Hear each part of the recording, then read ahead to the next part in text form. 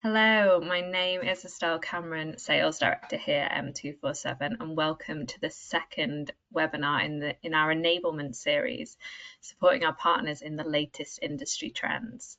Today's webinar is all about how to manage a cyber attack and strategies for swift recovery. This is a hugely important topic in today's world, where we are seeing cyber attacks more prevalent than ever. M247 partner with Solace to provide protection for our partners and their customers. Through this webinar, we will enable you on how best to prevent a cyber attack, and if the worst does happen, what to do when your customer is under attack. For those who've not met me before, I'm responsible for the channel side of the business here at M247, and I'm passionate about creating valued partnerships and succeeding together. Delivering the webinar today, we have Jeff Campos and Maddie Hollis. Jeff is a customer solution architect here at M247 and has over 20 years industry experience. I can confidently say that our partners love collaborating with Jeff with his can-do attitude and extensive knowledge. Maddie is our Solace Cyber Account Manager. She is going to discuss how Solace are the leader in the industry for digital forensics and incident response, focusing on how the M247 and Solace partnership can benefit our partners. Jeff, over to you. Thank you, Estelle. I thought I'd start with just laying some of the groundwork before we get on to cyber.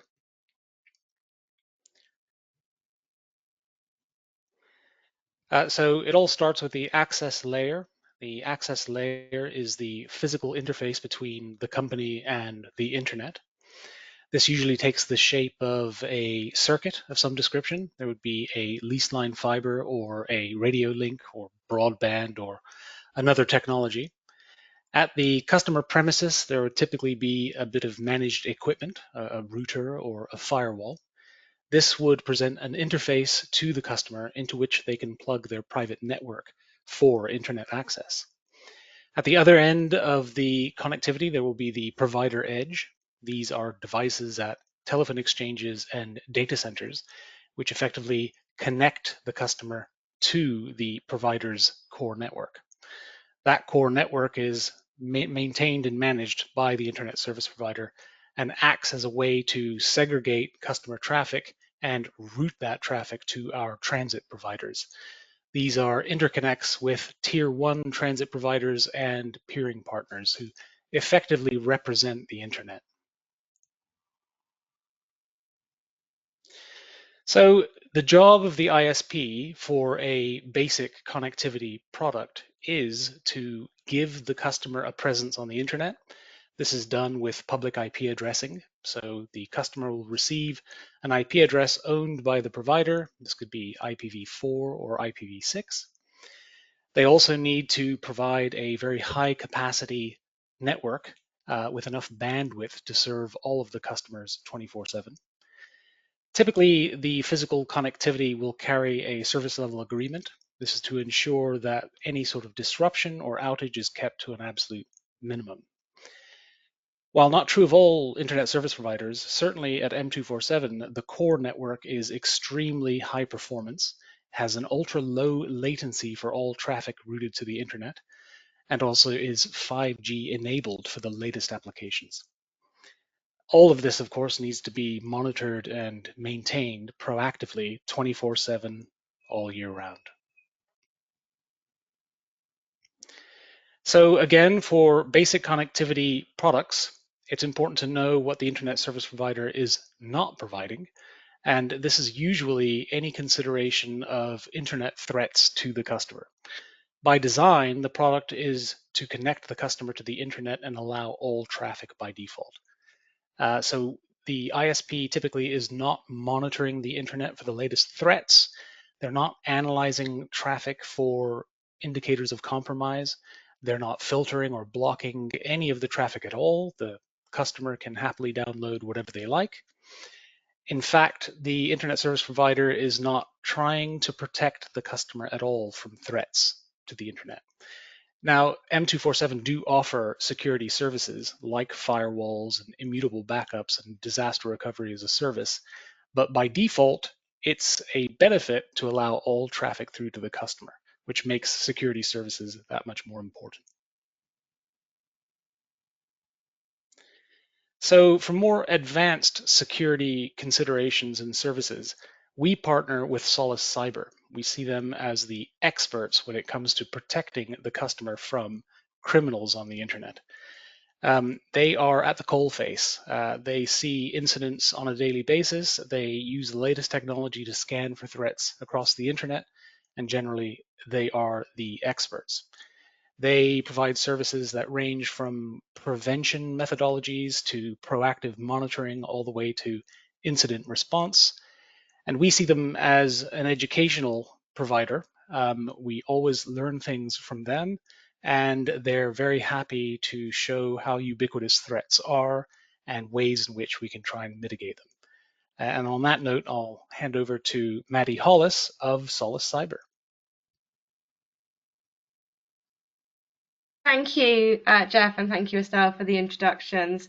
The next few slides I'm going to go through effectively provides an overview of the threat landscape, how to navigate that, and ultimately how Solace Cyber can assist as M247's trusted security partner. This slide is a very light introduction to Solace Cyber. In short, we are leaders in digital forensics and incident response. So we are at the front line of cyber incidents as they occur, and we use that knowledge that we have from each of these incidents to improve our managed services. So it's the knowledge that we gain from digital forensics and incident response that we use moving forward. As noted on the slide, we have a wealth of experience, and the team we have internally have worked together for a number of years within a previous MSP setting as well.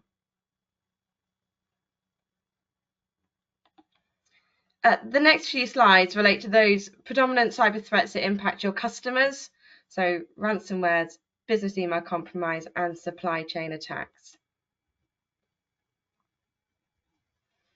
So going through these individually in a bit more detail, ransomware is something that we are all very familiar with, and the impact it has on a business.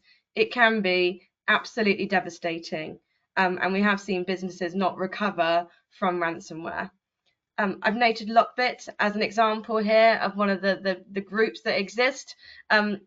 They've recently been taken down by the FBI, but they're back operational again. And I think that just shows that they are continually improving, and equally, they're going to be back up and running once they're taken down. They are looking at this as a very, it's very clear how much money they make from this, and that's why they continue. Other groups, though, do include Vice Society, who commonly target the education sector.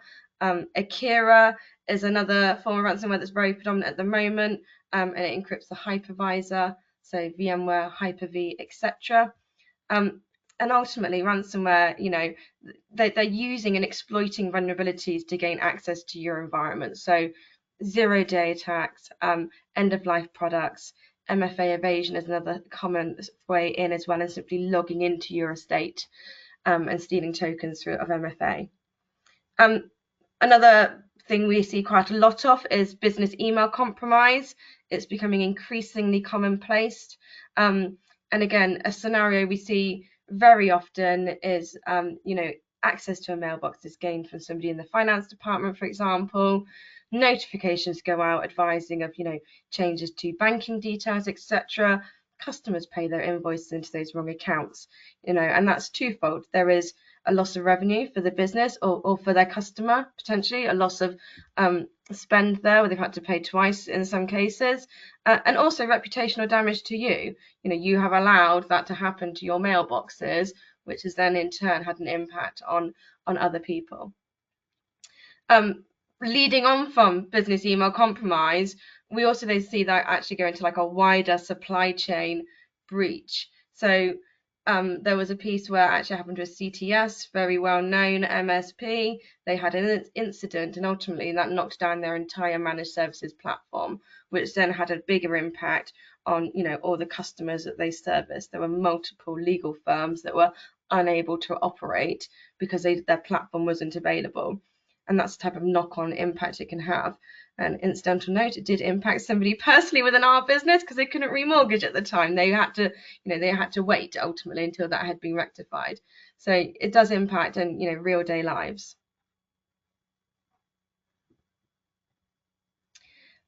What this slide shows in, I guess, quite high level form is how a ransomware attack happens and the stages of a ransomware attack.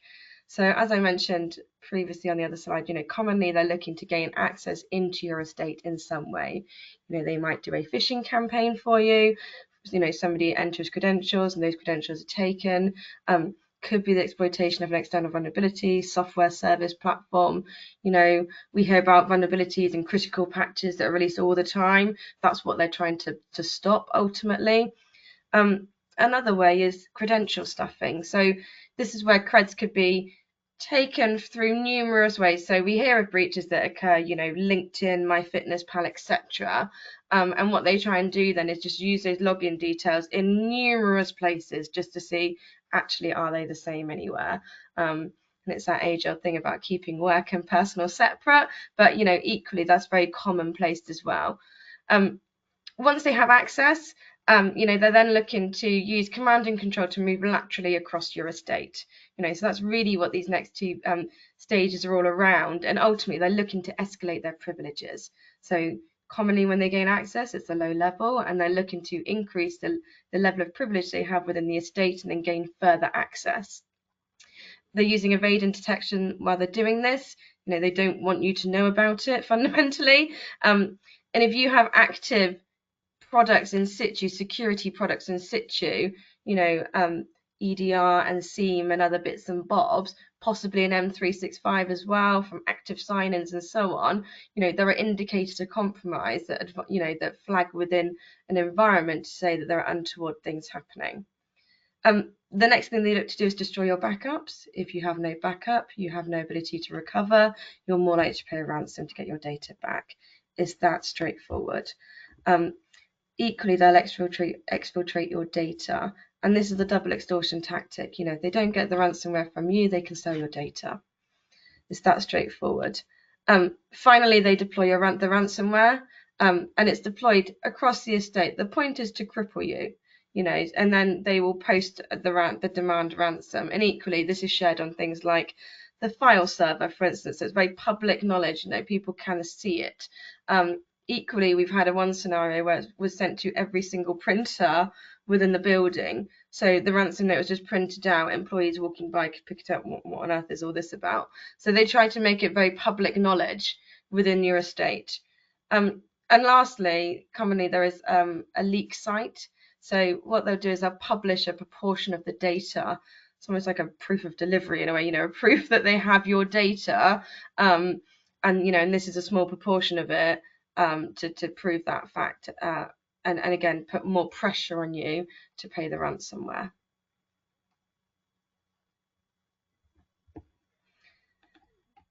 So where do we come in? This is what Solace Cyber do. So we are, as I said, leaders in digital forensics and incident response.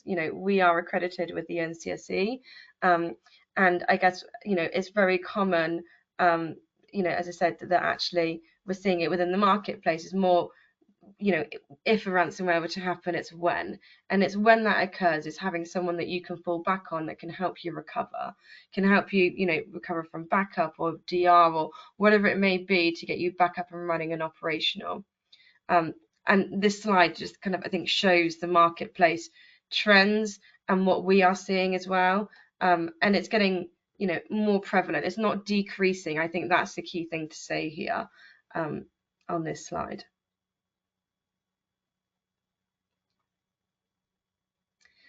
The next piece then is around kind of what we do. So as I mentioned, we're leaders in digital forensics and incident response, and we, there are other partners like us as well. As part of what we do is we deploy what we call an early life support system. During a breach, you're at your most vulnerable, and this is around making sure that you aren't re-breached. You're the most susceptible to being to having your data taken at that point, and we want to reduce that likelihood. So we put these tools in place. The best analogy I can think of this slide is a fireman doesn't come to site on his own to put down a burning building. He comes with his fire truck, he's got his water bowser, he's got all his tools with him to allow him to resolve that situation. And this is very much what we do. We deploy a host of tools and products to assist with that recovery and to provide that protection.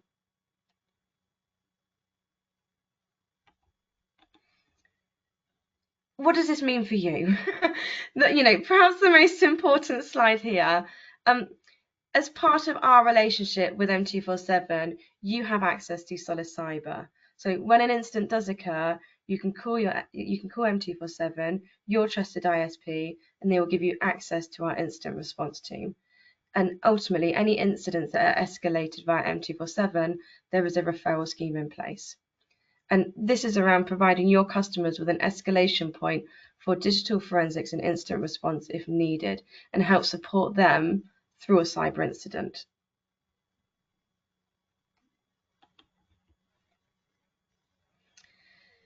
The next few slides I've got here, I guess, is around some good practice that you can raise with your customers. How you can help keep ahead, keep on the front foot, and prepare them in advance of a security incident.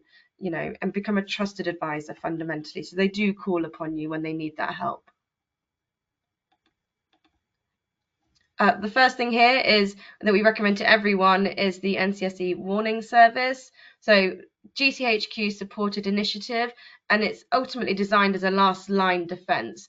But what they will do is if they see things relating to your IP address, they will call you, they will tell you, you'll get alerts that come through. That is one of those indicators of compromise that I was referring to on the previous slide. Very clear, if you have an alert, you need to be calling M247 to support you. The next slide is around an incident response plan.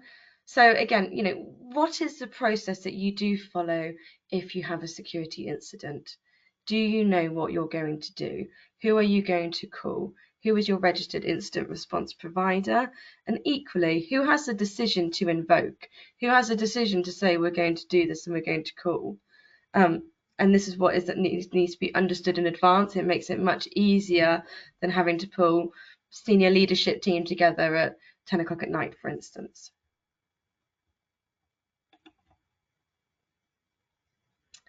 The next piece is around cyber insurance. So again, everyone nowadays, cyber insurance is very commonplace. It's discussed an awful lot, and it's considered a very good safeguard to have in place for a lot of businesses. The cost of a ransomware type incident can be astronomical.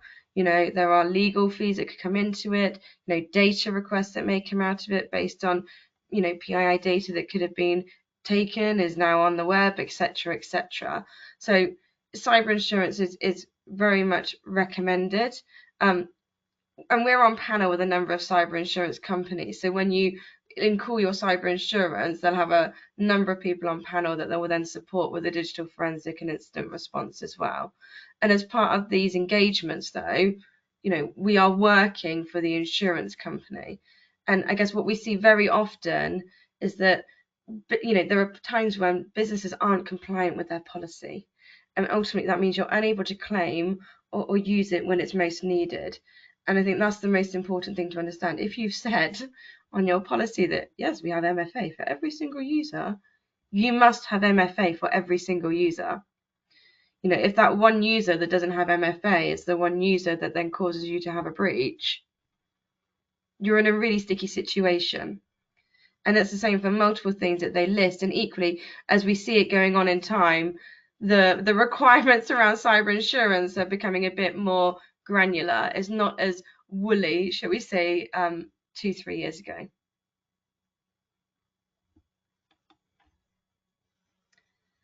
This slide is around some proactive risk mitigation that you can do with M247. What can M247 as your ISP do to help you protect your customers?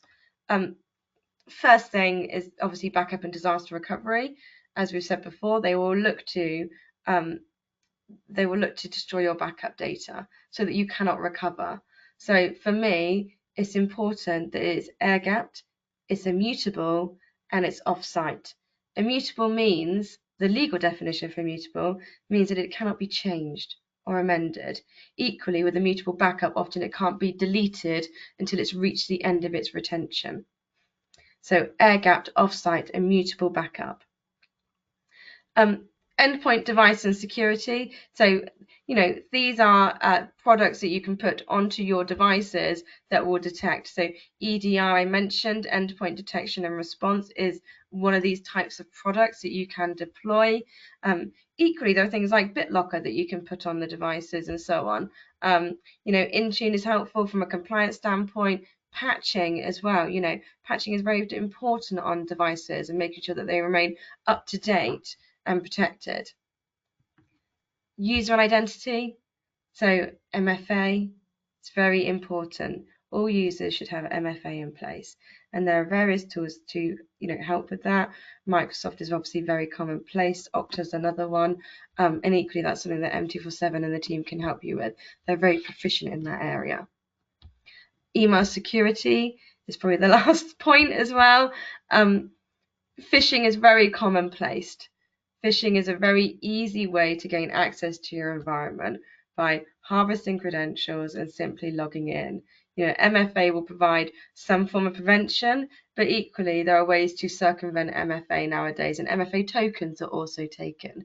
There are things called MFA fatigue, where actually if you hit a user often enough, they'll just go, "Oh, I must have requested it," and accept the MFA token. So again, there are things that should be done around email security and ensuring that you have sufficient email security in place. You are stopping the vast majority of junk email and phishing email that's trying to attack your end users. They are commonly the weakest link.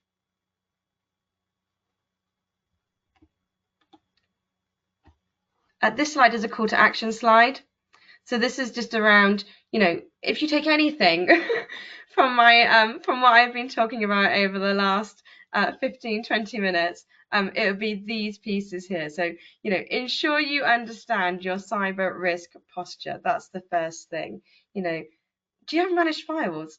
Jeff mentioned it at the very beginning. Do you have DDoS protection in place as well? It's another thing that actually should be discussed, and equally M247 can help with. Endpoint detection and response with a 24/7 SOC.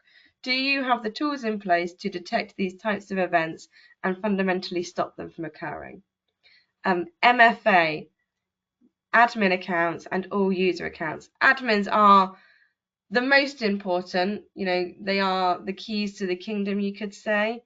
And we've had scenarios where admin users have not had MFA.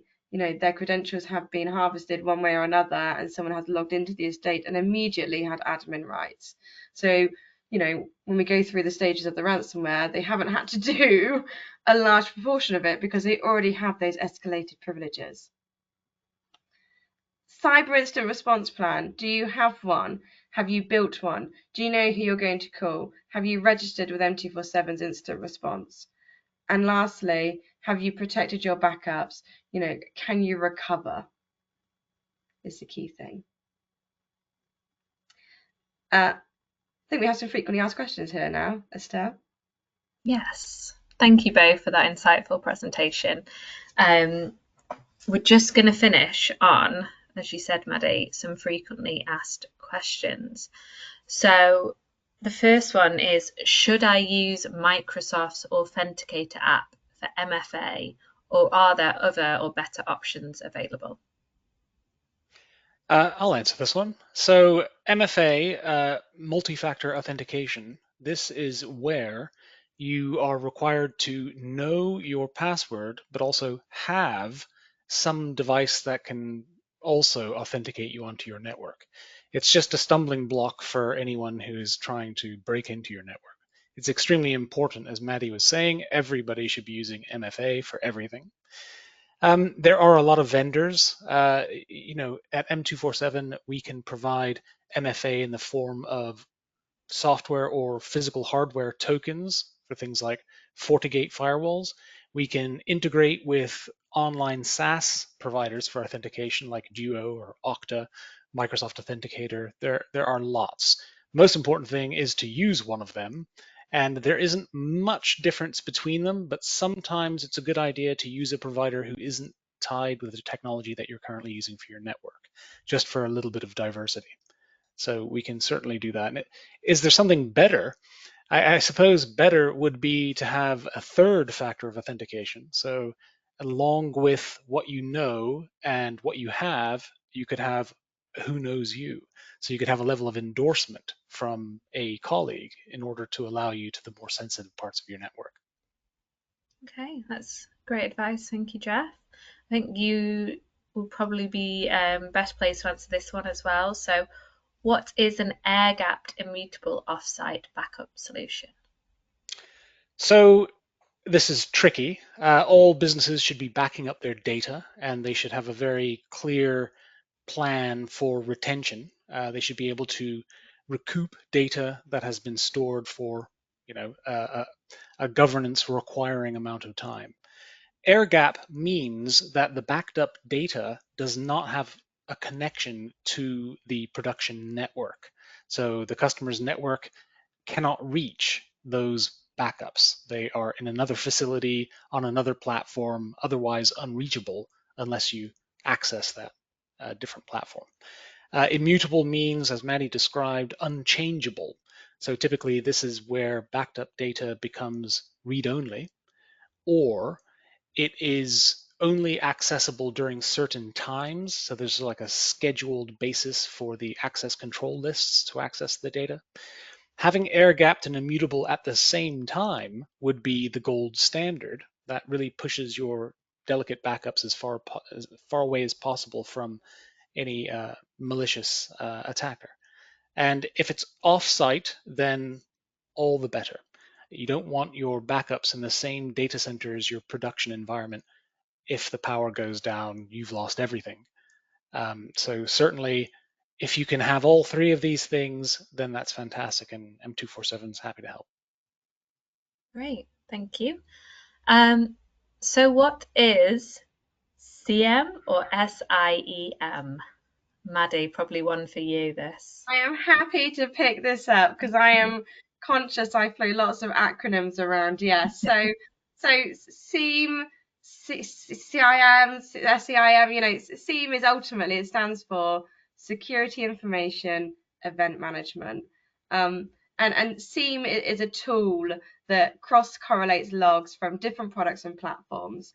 So this could be security services like firewalls and EDR products, but it could also be things, such as your domain controllers and taking the logs from there, and application servers, for instance. I might talk to the internet a lot, so you want to keep a view of the traffic logs and so on. And I guess what SIEM will do is it will create events from these logs that are then passed on to a SOC, which I know is one of the questions, onto a SOC to action. So that's what SIEM does. It's a tool that cross correlates different logs and creates events off the back of that. Okay, thank you. Another acronym for you here. What is EDR? Correct. Yes. So EDR is endpoint detection and response.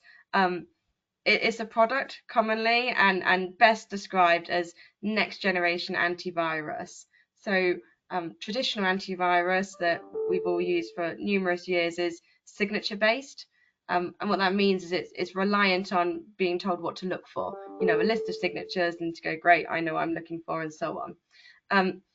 I guess what that does mean, though, is that it can't often detect things that perhaps are custom or bespoke, and where the signatures change very quickly. What EDR has is that it's signature-based detection and also behavioral-based detection. So it looks for changes in the behavior, and then ultimately it responds off the back of that. And the respond part of EDR is really important because that's what, if configured correctly, will allow you to stop and block a ransomware. So, if, for instance, it detects it on your file server, it might, once it detects it, it will kind of restrict and isolate that device in instances. So different products have different abilities. Equally, what an EDR product will do is raise alerts as well, and those will need to be reviewed, by a SOC as well to be remediated. Should we go on to that one, Estelle? The next. Yeah, I was just going to say, let's answer the question on everybody's lip. What is a SOC? A SOC is a security operations center. So we live in MSP world, we're very used to a service desk. Let's say a SOC is ultimately a cyber security service desk. They are the team that's responsible for actioning and picking up all the alerts.